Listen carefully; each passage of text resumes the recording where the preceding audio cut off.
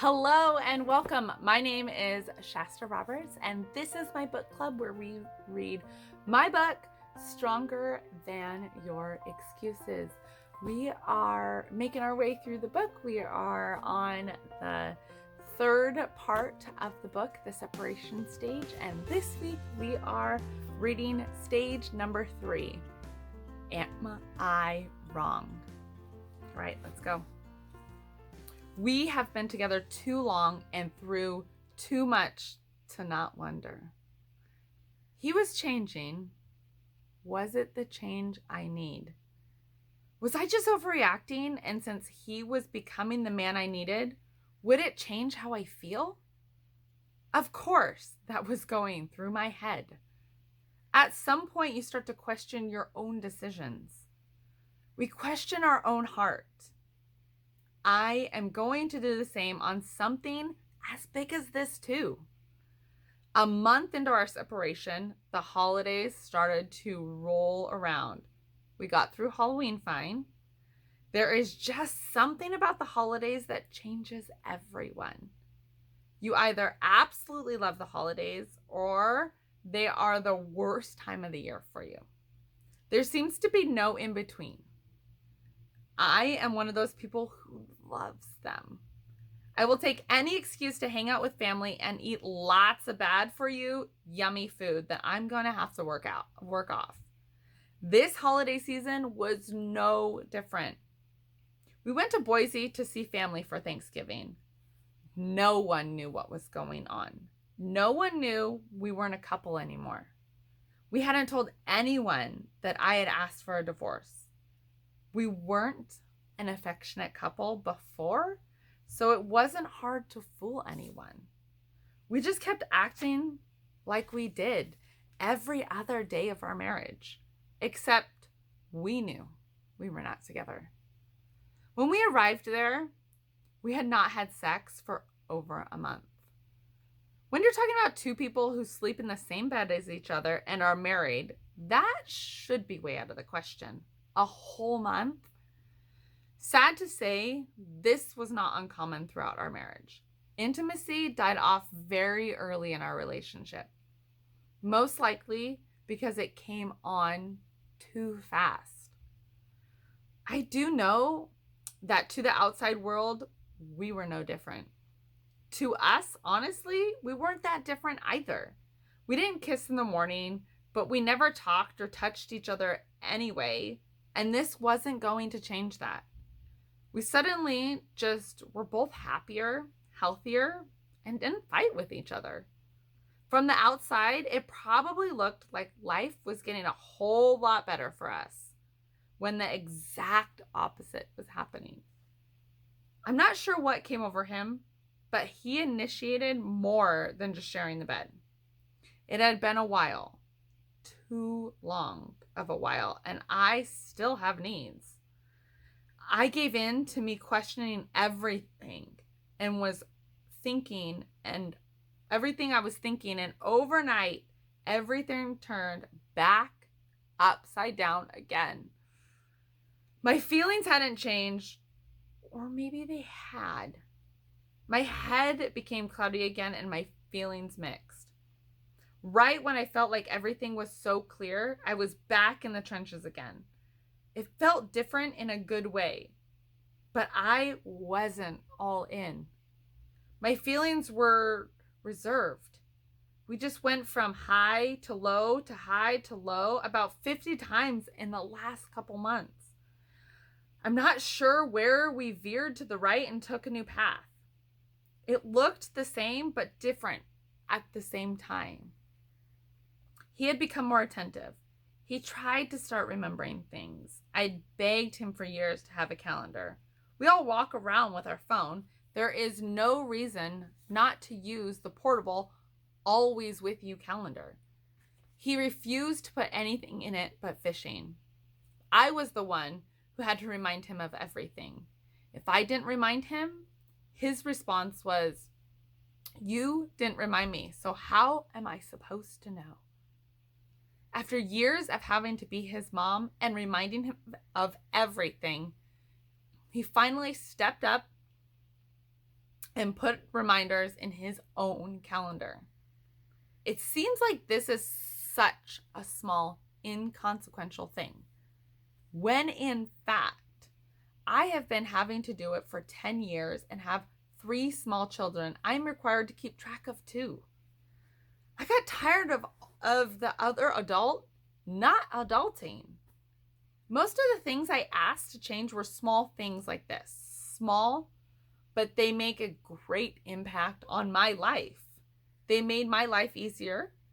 I don't want to have to remind an adult to do something or about something several times and still have them forget. My kids get in trouble for that. Why shouldn't an adult? Life was changing for the better, and I started to let myself slip back into the groove. That deep in the pavement groove I've been walking for the last 10 years, I started to have someone walking with me.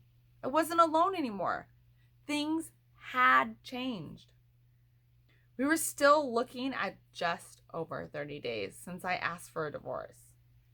Change doesn't happen overnight, and it is not always sustainable. You must want it more than anything else. You must make it a habit so you can change your instincts.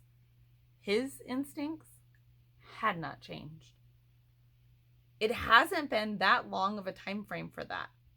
He could fall back into his old habits and us be in the same place we were before. I blocked those thoughts out of my mind. I kept thinking, what if? What if I'm wrong and I do love him? Hate can cloud your mind. Maybe when I thought it was clear, it was just when it was the messiest. I couldn't tell anymore. I decided to roll with it. I thought if I just fake it for a while, maybe I won't have to fake it forever. My feelings can change. It just takes time. Thanksgiving turned into Christmas, which brings a whole other bag of tricks. The presents, all the gatherings, and family in town. No matter what seems to be going on in my life, the month of December is always too short. I start my Christmas shopping in August, and I'm usually done by Thanksgiving. This particular year, I waited until after our Italy trip to even start. I don't want to think about Christmas. I want to think about Italy. I saved all our money for Italy, and I didn't want to spend any on Christmas yet. This was very out of the ordinary for me. I had planned to get back on track with Christmas shopping after our trip. Then a separation came into play, and I was just trying to take life one day at a time. I haven't been able to think too far into the future until recently. At the start of the separation, I was just trying to get to the next step, trying to figure out when I was going to start feeling happy instead of living in this awkward, suffocating life at home. All because of one person. I kept telling my friends, I felt like I'm standing over a black hole. It keeps trying to pull me in every day. But I know it only leads to depression and more anger. I didn't want to fall in. Every day I was finding little ways to make myself happy. So I didn't fall in. Some days it felt like life was pushing me in, tugging at my arm and trying to drag me down. I knew I didn't want to be brought down, and as soon as I realized I gave in, I would finish my cry and climb right out of the hole, even more ready to take on the next day. There were several things that kept me sane. Being with my kids, reading, writing, and crafting, going to a Zumba class or any workout class. No one leaves a workout and wishes they never came. I just tried to make sure I did a couple of those things daily to get me from day to day. I never thought about Christmas much until it was here. Until it was time for everything to happen. This made December even more crazy busy than it normally was. I made sure I took the time to stop and enjoy Christmas movies and decorating with the kids. All in all, it seemed like a whirlwind. I didn't know I was caught up in it until it was pulling me so far away from my destination. I started to let everything slip back to normal in my marriage, but my feelings were still the same as the day I asked for the separation. How did I let this slip back this far into the world I didn't want to be in? I was scared.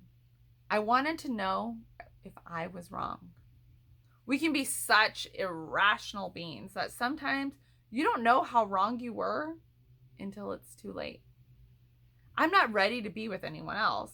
I'm not ready to see him making someone else happy. Maybe this means more than I think. Or maybe it just means that the journey will be hard. Change can be hard, and this will be one of the hardest. I know I'm right in what I feel. I could not go on any longer pretending everything is okay. I still draw back when he touches me. I still don't feel like he has my back. I still don't feel like I want to run to him for anything. We do make a great team when we need to, but that is not love. I'm trying to be together again, but I don't feel the same way as I used to. I'm more disconnected with my feelings than I should be. It's because I'm still not in love with him. I like him better now. It's nice to be on a team instead of doing everything myself. It's still a little weird when he gets the kids' lunches ready. Until this year, he had never once packed lunch. Not even one item in the lunch, even though we both left the house at the same time for many years. So it's hard letting him help with things that I'm just used to doing. We now communicate better. He wants to be in the know of what's going on and helps with the kids' sports. It's like pulling teeth. It was like pulling teeth and nails before to have him come help with sports. He wanted to head right home and rest when he could come and watch or even just pick up the other two kids so they didn't have to hang out. When I would mention this, he would follow it up with a sigh and all the excuses of why he couldn't. He has changed that. So he is more involved. He does not come to practice. He does come to practice, and we do trade on and off. The coaches never used to see Dad unless it was a game day. That worked out for him to come. It wasn't a priority for him. I should be happy. Almost all the things I wanted and needed him to change, he had. What you cannot change is what I see when I look at him. I'm not attracted to him. I'm not drawn to him. Remember all those excuses? I told myself I wasn't going to use them anymore. It is all or nothing. My feelings haven't changed. Even though we are enjoying the holidays and getting back into life together, he does not make me happy because I'm not emotionally invested in him anymore. When I started this journey, I said I will not back down until I'm in love with him again. Until there's no excuse I need to stay. Those excuses would need to be replaced with reasons that hasn't happened yet. I'm letting myself fall back into a trap that I just got out of. It is now or never. I am too young to continue another decade in this same place. Christmas came and went. By the next week, when New Year's came, I had pulled myself out of the trench and stood back up again. This is not what I wanted. I'm not going to Playhouse while I still don't love him. I toyed with his emotions again and pulled back and cut everything off. As soon as I did, my mind cleared and I was able to see things clearly again. I know what I want. I'm not backing down until I find it with him or without him. I cannot see that far into the future, but what I do know is I need clear waters right now.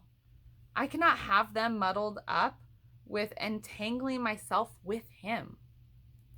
It's not fair to him when he's still attached and I'm not. We started the new year where we were the day I asked for the separation, and even more awkward of a spot since we had just had a month of playing house. I now know I'm not wrong in my decision. It was another detour I wasn't expecting to take, but it was necessary nonetheless.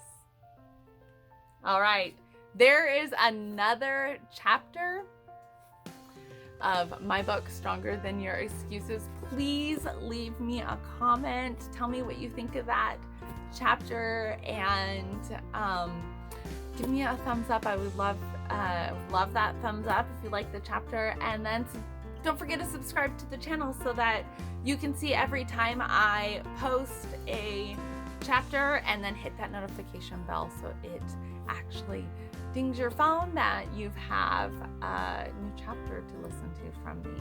I will see you guys next week for another chapter of my book. Bye!